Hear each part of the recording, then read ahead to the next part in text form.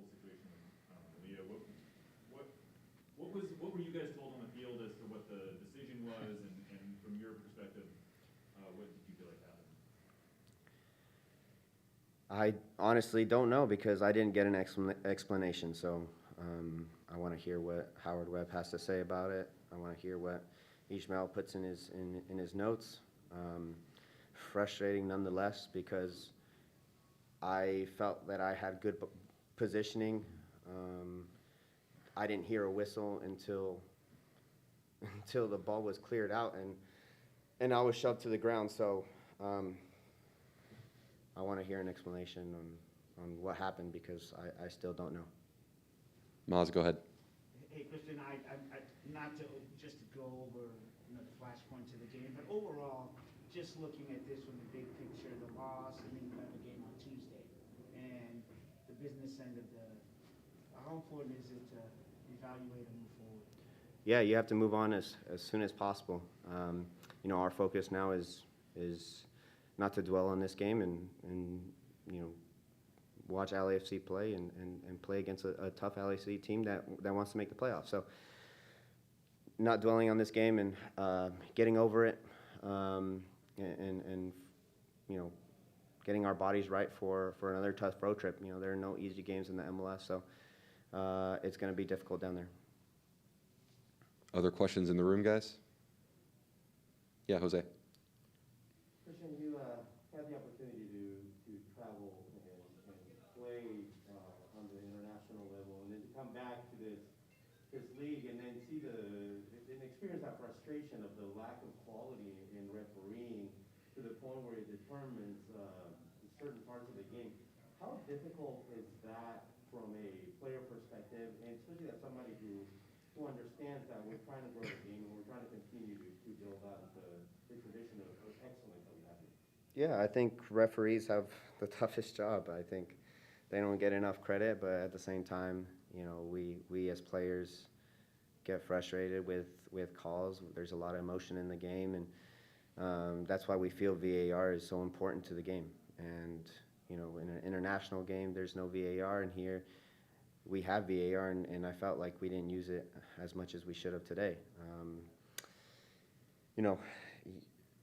It's difficult to talk about. It's difficult because, you have your opinion, they have theirs, so it's really just something that can't be fixed at this point, the call in the field, and you just got to move on and hope that the refereeing is consistent throughout the rest of the league. Jeremiah, do you have a follow-up? Yeah, Kelyn, what did you think of the first half and kind of the seeming so slow start there? It obviously wasn't our best start, but I don't think it was our worst either. We still were able to create. It was a few moments that it wasn't great. Maybe it was a second ball that we lost, or a tackle that we didn't win, or a clearance. So for us, it was not our worst, but it still has to be better coming into this playoffs stretch. I think the second half was unreal. I thought we created so many chances. I thought we were on the front foot. But saying that, they still created a goal chance. And we have to make sure that we cut that out, whether it be winning the ball up higher because we have them pinned, or making sure that we're recovering back and covering the guys that are on the counter. It's very unfortunate, but we need to look back and make sure that these mistakes, luckily for us, they're not in the playoffs. So we have to make sure that these mistakes are not going to happen again come playoffs. Okay, we'll take a few from Zoom, and Matt Winter is going to lead that portion of the press conference. Matt, I know you have a few questions and raised hands there. Go ahead and take it away.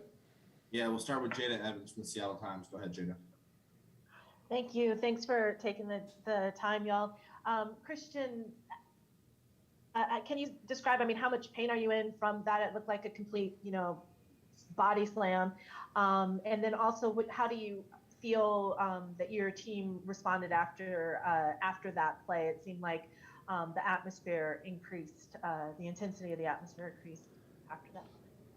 Yeah, obviously fine from that play. I felt like you mentioned, the team, the fans responded to that sort of aggression. It motivated the team, I felt. and at the end of the day, we're unlucky in front of goal. We have to be cleaner in front of goal. Myself, I rush so many things, and then defensively, you have to defend the goal. We had them to 0 chances in the second half, and we let one play slip and they score. So that's the frustrating part. But in the end, my body's all right. No problems at all. But frustrating nonetheless. Alonso Contreras.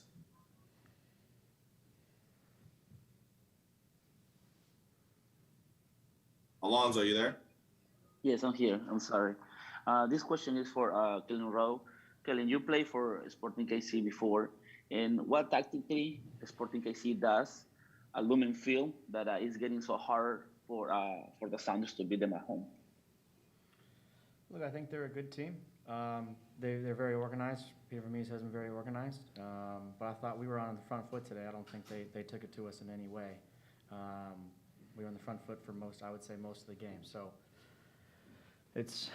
unfortunately, it was unlucky, and we had our chances. We just didn't finish them. I think if 1 or 2 of those go in the second half, we're kind of cruising through the end of the game. So I don't think it's any trouble with Sporting KC at home in any way. I think it was just on the day we weren't clinical in front of goal, and we gave up a few mistakes that we're gonna look back and not gonna like in the video, but we're gonna make sure we clean them up. Felipe Maqueda. Thank you, Matt. La pregunta es para Cristian. Cristian, ¿crees que en este partido al equipo de Seattle Sounders le faltó un poco más de pasión, un poco más de meter el pie duro, un poco más de ir al frente, un poco más de jugar, digamos, deportivamente agresivo? Sí, puede ser. Por eso yo creo que empezamos muy despacio. En los primeros 3 minutos del partido se vio un Kansas City bien animado, bien motivado y con agresión. Y sentí después del gol, ahí nos levantó, ahí estamos jugando con más motivación, pero no debe que tomar un gol para tener esa motivación y pues no, después de que meten el gol no podemos que decir tenemos que aprender nuestro partido, pero eso es parte del fútbol y crédito a Kansas. Bob, when you're ready.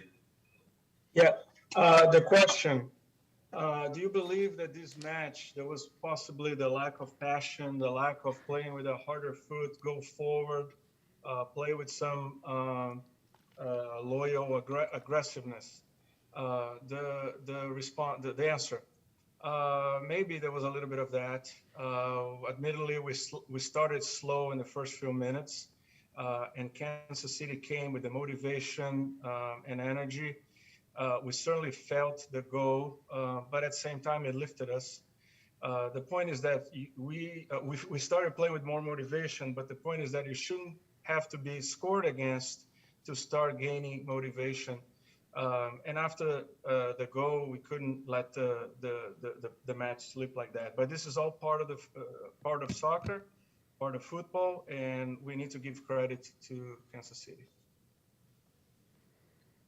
Take one more hand up on Zoom, so we'll go to John Lupo. Go ahead, John. Thanks, Matt. This is for both of you. You guys mentioned how you were on the front foot and you created most of the chances. What do you think were they doing anything differently?